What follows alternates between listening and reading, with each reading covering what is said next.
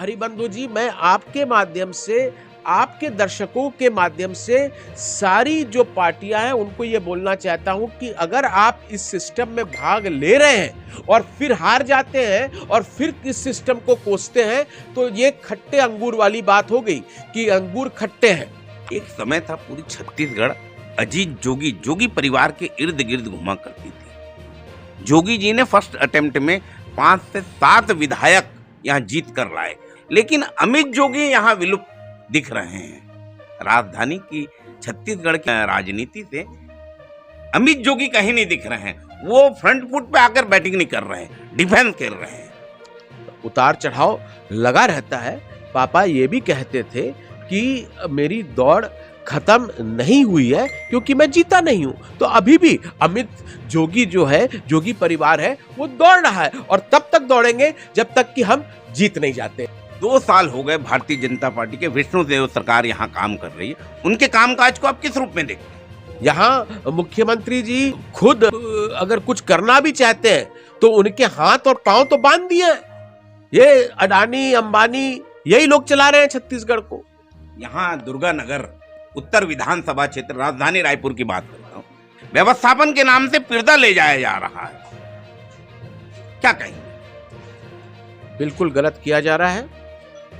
जो यहाँ पर काबिज है, और मैं साफ साफ बोल रहा हूँ, हमारे देश का कानून भी ये बोलता है, जो जहाँ काबिज है वहाँ पर उसको हटाना नहीं है। अगर उसका वहाँ पर पट्टा नहीं है तो सरकार का ये दायित्व बनता है कि उसको उसके घर का पट्टा बना के दे। अगर घर नहीं है तो घर को साफ सुथरा बना के बढ़िया करके दे। ये सरकार का काम है, ना कि उद्योगपतियों के लिए खाली कर दिया जाए और उनको कहीं दूर दराज भेज दिया जाए।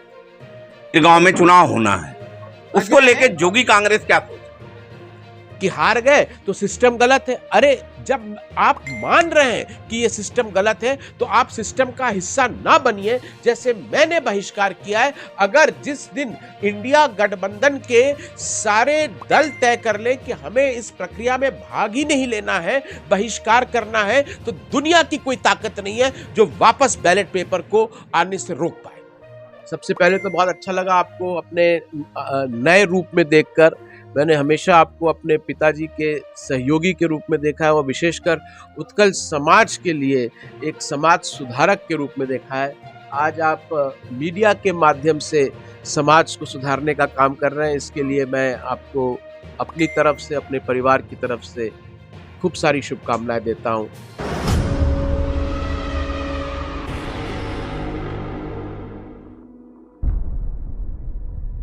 गांव में चुनाव होना है, उसको लेके जोगी कांग्रेस क्या सोच रहा है? क्योंकि आपके जो लोग थे वो सब बीजेपी प्रवेश कर चुके हैं। देखिए, बिरगांव चुनाव के बारे में तो नहीं, मैं चुनाव के बारे में मेरी क्या सोच है वो जरूर आपके साथ बताना चाहता हूँ। सबसे पहले तो बहुत अच्छा लगा आपको अपने नए रूप में देखकर। मैंने हमेशा आपको अपने पिताजी के सहयोगी के रूप में देखा है और विशेषकर उत्कल समाज के लिए एक समाज सुधारक के रूप में देखा है।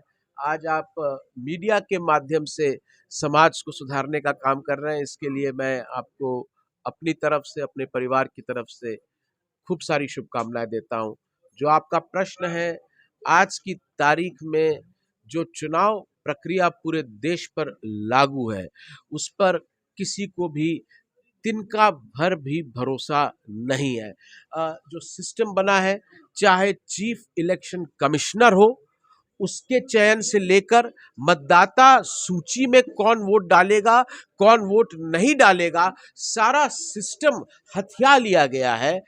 हमारी पार्टी ने, जनता कांग्रेस ने, जिस दिन विधानसभा चुनाव खत्म हुआ उसी दिन मैंने घोषणा कर दी थी कि जब तक देश में ईवीएम पद्धति समाप्त नहीं होती, मतदाताओं को ये ऑप्शन नहीं दिया जाता कि वो बैलेट से वोट डालेंगे या मशीन से वोट डालेंगे, जब तक जो चुनाव आयुक्त हैं उसकी नियुक्ति की जो समिति बनाई गई है उसमें चीफ जस्टिस ऑफ इंडिया जो पहले थे उनको हटा दिया गया, जो चीफ विजिलेंस कमिश्नर है उनको भी सदस्य बनाया जाए, और जब ये 4 लोग बैठकर तय करेंगे कि कौन चीफ इलेक्शन कमिश्नर बनेगा, इलेक्शन कमीशन में कौन बैठेगा, कौन इलेक्शन कराएगा, तब तक भी हम इस चुनाव प्रक्रिया में भाग नहीं लेंगे।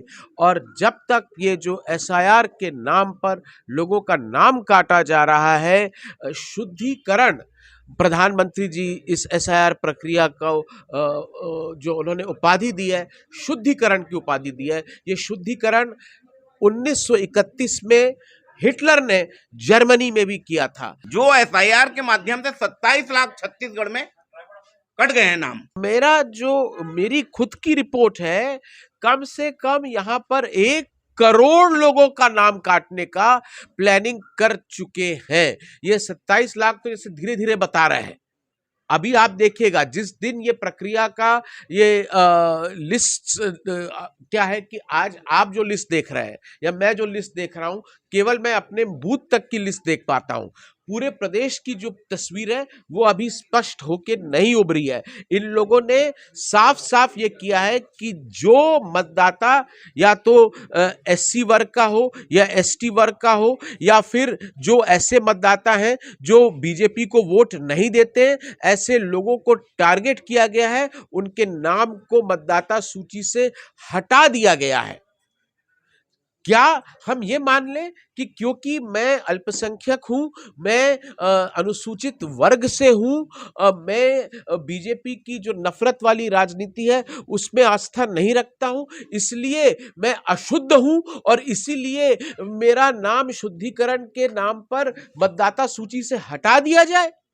ऐसी प्रक्रिया में मेरी पार्टी तो भाग नहीं लेती है। और हरिबंधु जी, मैं आपके माध्यम से, आपके दर्शकों के माध्यम से सारी जो पार्टियां हैं उनको ये बोलना चाहता हूं कि अगर आप इस सिस्टम में भाग ले रहे हैं और फिर हार जाते हैं और फिर इस सिस्टम को कोसते हैं, तो ये खट्टे अंगूर वाली बात हो गई कि अंगूर खट्टे हैं, कि हार गए तो सिस्टम गलत है। अरे जब आप मान रहे हैं कि ये सिस्टम गलत है तो आप सिस्टम का हिस्सा ना बनिए, जैसे मैंने बहिष्कार किया है। अगर जिस दिन इंडिया गठबंधन के सारे दल तय कर ले कि हमें इस प्रक्रिया में भाग ही नहीं लेना है, बहिष्कार करना है, तो दुनिया की कोई ताकत नहीं है जो वापस बैलेट पेपर को आने से रोक पाए। बिरगांव में भी अगर ये 4 बातें नहीं मानी जाती हैं, वहां पर ईवीएम नहीं चलेगा, बैलेट पेपर से मतदान होगा। वहां पर जो चुनाव अधिकारी बनाए जाएंगे उसको, उनकी नियुक्तियां जो है पारदर्शी तरीके से की जाए, हाई कोर्ट के जज करें, ये सरकार नहीं करेगी।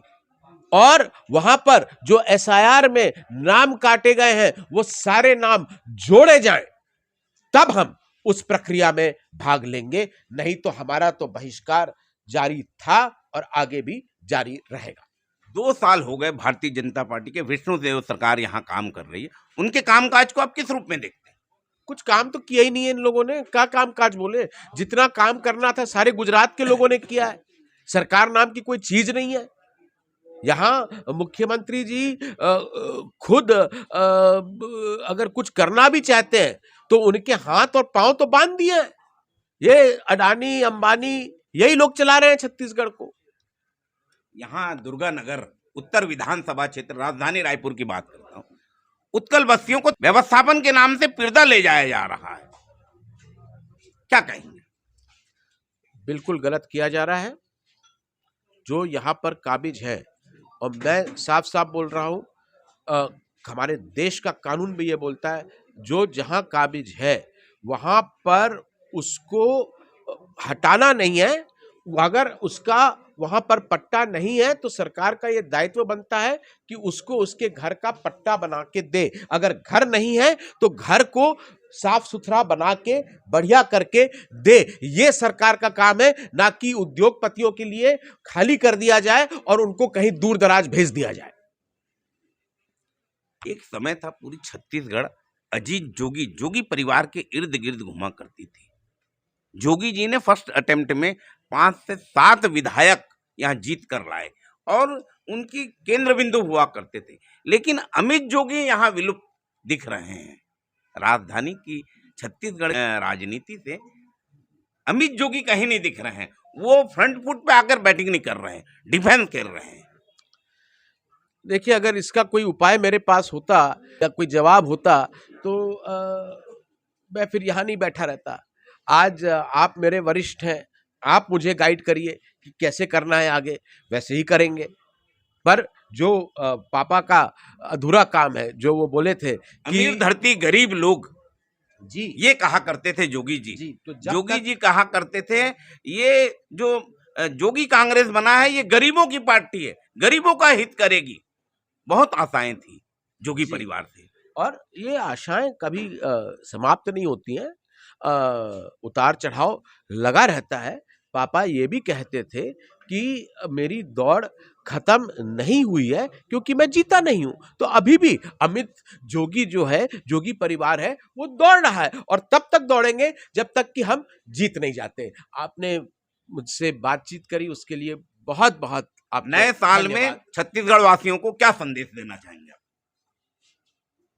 अमीर धरती के हम लोग अमीर लोग बन के दिखाएंगे। आज परमेश्वर की ऐसी असीम कृपा हम पर है।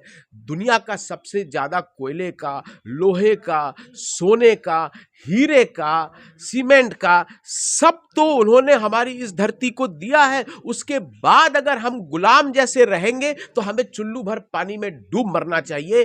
अब समय आ गया है, हम अपनी डेस्टिनी का, अपनी नियति का, अपने भविष्य का कमान जो है अपने हाथों में खुद लें। ये थे अमित जोगी जी, हमसे जुड़ रहे थे। आप देख रहे हैं न्यूज़ 72, मैं हूं हरिबंधु नायक। नमस्कार।